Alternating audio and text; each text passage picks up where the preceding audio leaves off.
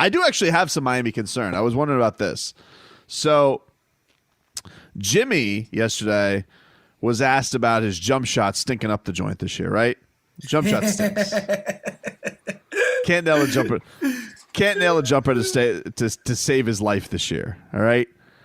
For example, he's shooting 27% on jump shots from 16 to 24 feet this year. Woof. Then if you get to 3-point range, 26%. Outside of 8 feet, 36%. Not great. Now less than 8 feet, he's shooting 60%. So around the rim, fantastic. But he's gotta put the jump shot. Let's just say he's like the third little pig, all right? Building a house full of bricks.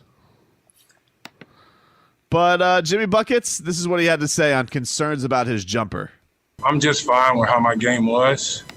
I feel like we can be better as a whole. But like I always say, as long as we're winning games, nobody's really paying attention to that. If we win a championship this year, I guarantee y'all won't talk about how bad I've been shooting the basketball.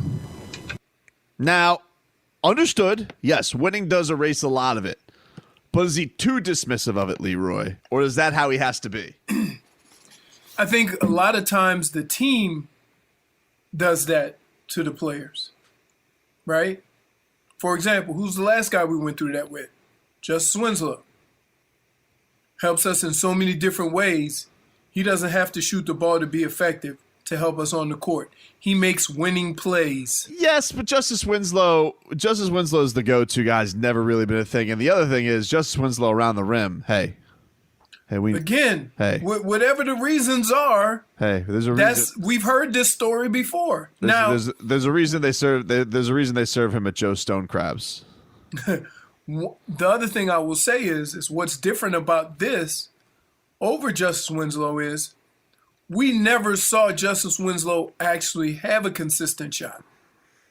Whereas Jimmy Butler, this is just one of those things. You know, it's not, he wasn't like Steph Curry, but he wasn't like this. So to keep, basketball and baseball are such that you want to remain positive because your success rate is low. Your success rate is low, less than 50% in most cases, shooting the basketball. So, you have to stay positive and still continue to do all the other things and make plays. And I think that's one of the things the Heat preach. And so a lot of times the players start talking like that. He's got to be disappointed. I would say he's disappointed about how he's shooting the ball, but the Heat, Spo, Rao, he does so many things on the basketball court, that'll come around. We just want him to keep being Jimmy. No, look, he does do a lot of things on the basketball court, and he's done a lot of fantastic things. But this is the question. Like, the question was asked, I saw this be asked yesterday on First Take, and Kendrick Perkins and Stephen A. Smith got into it about, can Jimmy be the go-to guy? Can he be the guy to lead a franchise? And I do think that, these types of questions about making those tough shots in the tough situations in the playoffs. Now, listen, he was going shot for shot with Kawhi last year in the playoffs. Right. But his numbers also weren't this bad shooting from range all over the court. Like, they're worse. They're worse this year. They're a lot worse than this year. It happens. Like, you don't. But hold on, let me ask you: is a whole year, like we were just talking about LeBron and having an MVP case, right? And putting all that work in, is having a whole year of it? Is that it just happens, or is that just this is the year? It happens. Think about this: if you do something for 15 years, or however long he's been playing basketball, say 20 years, longer than that, and you have one or two bad years to where it's not indicative of what your career was, it happens. Like, we're the ones that are quick to put a name on it. We're the ones that are quick to, but if you're in that profession, sometimes you just can't get a break. It's kind of like the guy, I know you're not into golf, but every time a guy shoots 72 and everybody else is shooting 68, I hit a lot of good shots. I couldn't get nothing to fall. Right? That's the go-to line that they all use in golf. Yeah, it's no different in basketball. I made good shots. I took good shots. No, I know, but I think that there's a couple things that just pop, like they just pop out at you when you look at his stats from this year to last. Like he's scoring on average more this year, but he's not on a team with Ben Simmons and Joel Embiid. But Right. you just look at his statistics, and immediately what's eye popping is, all right, last year he shot a respectable 34% from three, right? Right. And he shot 5.5 free throws a game. You go this year, it's 25% from three, awful, and he's shooting 9 free throws a game. Okay, but And so could it go hand in hand? So, for example, I don't know. I realize that my shot is not working the way I'm accustomed to it working. I have to find other ways to impact the game. I'm gonna be more aggressive and get to the foul line. Like, that what I if- think could go hand in hand. That could be possibility. Right. That could be possibility. So at some point you have to give him credit for being able to play basketball, meaning that you are effective even though your game is not the game that you are accustomed to. That's what being a pro is. And I do think that one thing that does help is because he doesn't get. We've been over this before. If you haven't seen Robbie's demonstration, you can go see Robbie. Well, I don't know if you did particularly Jimmy Butler, Robbie. You did James Harden versus Dwayne Wade. Maybe you should do a James Harden versus Jimmy Butler. But the way James Harden goes and gets free throws, he's a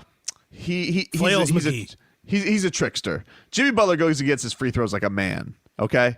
He goes and he puts his neck at the rim, and he goes and earns his free throws. But the question is, in a tougher playoffs, will he get that whistle? James Harden always gets it.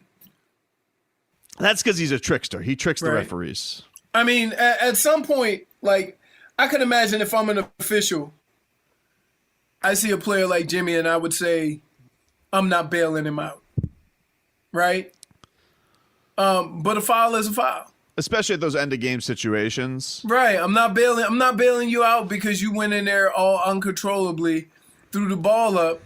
You know what I mean? I'm not bailing you out. And so sometimes officials may think of it that way. Let's see. I mean, I don't have a problem. Like, would I like Jimmy to be shooting the ball better? Absolutely. But when you see the impact that he's had and how he's changed it, that's a sign of a good pro to me. That, hey, my shot's not working. You know, some guys say, well, I'm going to keep shooting until I shoot myself out of this slump. Right. Well, Jimmy said, you know what? I ain't helping the team that way.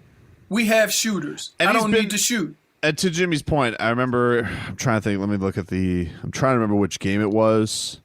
But I remember there was a game where he just had an awful run of he was turning the ball over. He had like a game where he turned the ball over like Bro, four I straight remember, and possessions. he said, I'm hurting the team He or goes, something. I can't help the team win anymore, or something like that to that effect. And he was very open and honest. So I'm not saying like he always blows it off. When I think it was against Minnesota. I want to say it was against Minnesota. And it's not like he always blows it off, but I wonder if that's him just being dismissive of it being a problem, or he just doesn't bask in the silly sauce, if you will, of people questioning his game. I think it's more along the lines of, this is the game I got right now. What am I going to do to help my team win? I'm going to have to make some adjustments until this turns around. My career has shown that this will eventually turn around, but I ain't waiting for it. I'm going to find other ways to impact the game. You know, look, Jimmy and Justice were two different spots, right? We've seen Jimmy do it, and then he's kind of hit a rut. Justice Winslow hit a rut, and then we kind of saw him start doing it. So, but I have no problem with, when I'm going to have a problem is when he has the open shot and don't take it. Then you know it's bothering him. Then you know he's worried about missing the shot. You can't be worried about missing the shot, but if you're not comfortable shooting the shot and you find a better, more efficient shot, then that's kind of what Jimmy's doing.